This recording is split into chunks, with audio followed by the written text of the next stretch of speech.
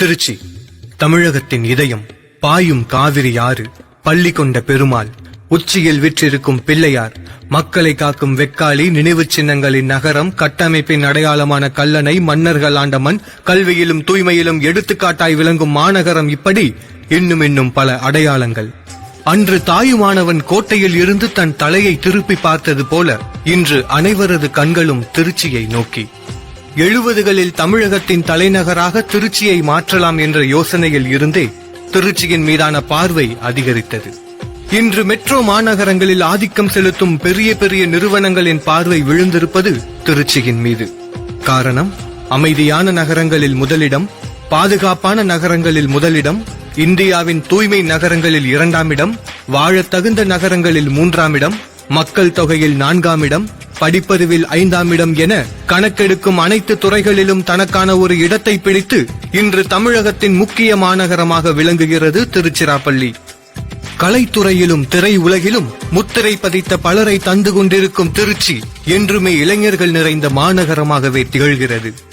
சென்னையிலிருந்து 332 கிலோமீட்டர் தொலைவிலும், கன்னியாகுமரியிலிருந்து 377 கிலோமீட்டர் தொலைவிலும், ஏறக்குறைய தமிழகத்தின் மத்தியில் அனைத்து நகரங்களையும் இணைக்கும் முக்கிய புள்ளியாக அமைந்துள்ளது திருச்சிராப்பள்ளி. ஒரு நகரம் அங்கு வாழும் மக்களின் நாகரிகம், கல்வியறிவு, தூய்மை, தொழிற்கூடங்கள், வாழ்க்கை முறையை பொறுத்தே தன் வளர்ச்சியை நிர்ணயிக்கிறது.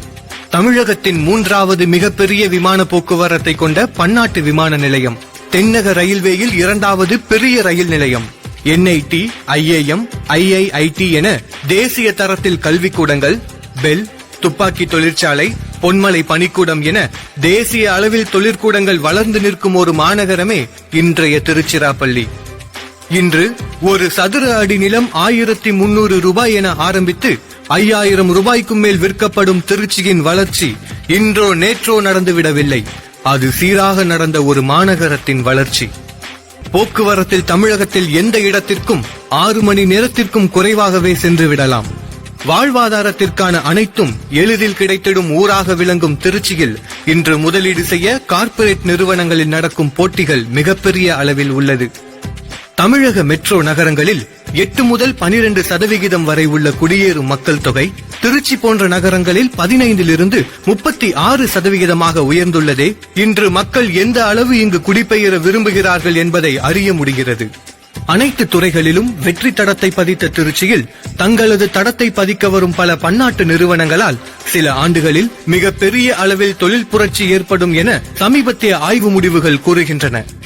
வளர்ந்து வரும் தொழில்நுட்பங்கள், அதிகரிக்கும் விலைவாசி, நிறுவனங்களின் போட்டிகள் என பல தடைகள் வந்தாலும் நடந்தாலும் தன் மக்களின் அமைதியில் என்றுமே சமரசம் செய்ததில்லை திருச்சிராப்பள்ளி என்ற மாநகரம்.